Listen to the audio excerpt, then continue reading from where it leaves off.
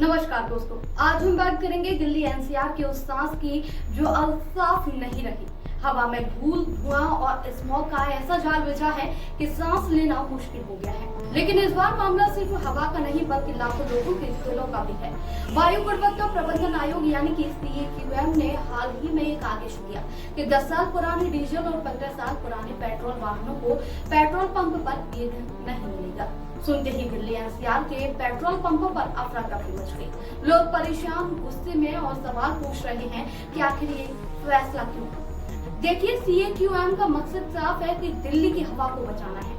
सर्दियां आते ही दिल्ली का AQI यानी कि वायु गुणवत्ता सूचकांक खतरनाक स्तर पर पहुंच जाता है। पराली जलना, कारखानों का धुआं, सड़कों की धूल और वाहनों का उत्सर्जन, ये सब मिलकर दिल्ली को गैस चैम्बर बना देते हैं। लेकिन सवाल ये है कि क्या सिर्फ पुरानी गाड़ियों को एक झटके में ईंधन न देना इस समस्या का हल है?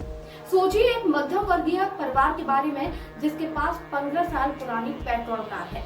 वो कार उनके लिए सिर्फ गाड़ी नहीं बल्कि सालों की मेहनत और यादों का हिस्सा है। वो शायद साल में मुश्किल से 5 या 10 हजार किलोमीटर चलती हो। उसका इंजन अभी भी ठीक है, उत्सर्जन भी ज्यादा नहीं है। फिर उसे क्यों सजा की जा रही है? क्या हर पुरानी गाड़ी प्रदूषण की जिम्मेदार है? क्या ये वही अच्छे दिन हैं जिसका वादा किया गया था? एक्स पर लोग अपनी नाराजगी जाहिर कर रहे हैं। एक पोस्ट में लिखा गया है कि दिल्ली में 62 लाख पुरानी गाड़ियां बंद और अब ओला उबर का किराया 2 गुना। यह आम आदमी के साथ मजाक नहीं तो आखिर क्या है? तो वहीं दूसरी पोस्ट में लिखा गया कि एक तरफ महंगाई तो वहीं अब ये नियम। आम आदमी आखिर जाए तो कहाँ जाए? CAQM ने यह आदेश सुप्रीम कोर्ट के निर्देशों और प्रदूषण कम करने की मंशा से दिया। लेकिन क्या इससे पहले कोई ठोस अध्ययन हुआ? क्या उन लोगों की सुनी गई जो अपनी गाड़ियों का कम इस्तेमाल करते हैं? कई गाड़ियां तो ऐसी हैं जो 10 साल में 50 किलोमीटर भी नहीं चली, फिर उन्हें एक ही डंडे से क्यों हाँका जा रहा है? दोस्तों, सवाल ये है कि आम आदमी की जेब पर हर बार बोझ क्यों डाला जाता है? पब्लिक ट्रांसपोर्ट को बेहतर क्यों नहीं किया जाता? मेट्रो की फ्रीक्वेंसी बढ़ाई जाए, बसों की संख्या बढ़े और सड़कों का इंफ्रास्ट्रक्चर सुधरे।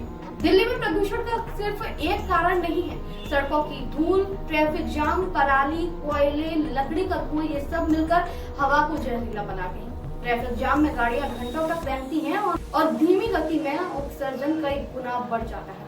फुटपाथ वो तो या तो अतिक्रमण की भेंट चढ़ा हुआ है या फिर दुकानों और पार्किंगों के कब्जे में है। पैदल चलने वाले सड़क पर मजबूरी में आते हैं और जाम और बढ़ता जाता है। सबसे बड़ा सवाल, क्या सिर्फ पुरानी गाड़ियों को निशाना बनाना काफी है? हमारे पास प्रदूषण मापने के सिस्टम PUC सर्टिफिकेट वो तो पहले ही फेल हो चुका है। पैसे देकर सर्टिफिकेट मिल जाता है, चाहे गाड़ी की हालत कैसी भी हो।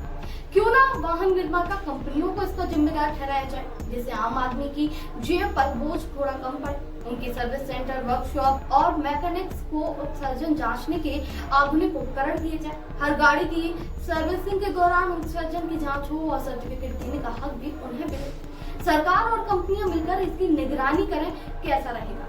दोस्तों, दिल्ली की हवा को बचाना हम सबकी जिम्मेदारी है, लेकिन क्या ये सिर्फ जिम्मेदारी आम आदमी की है?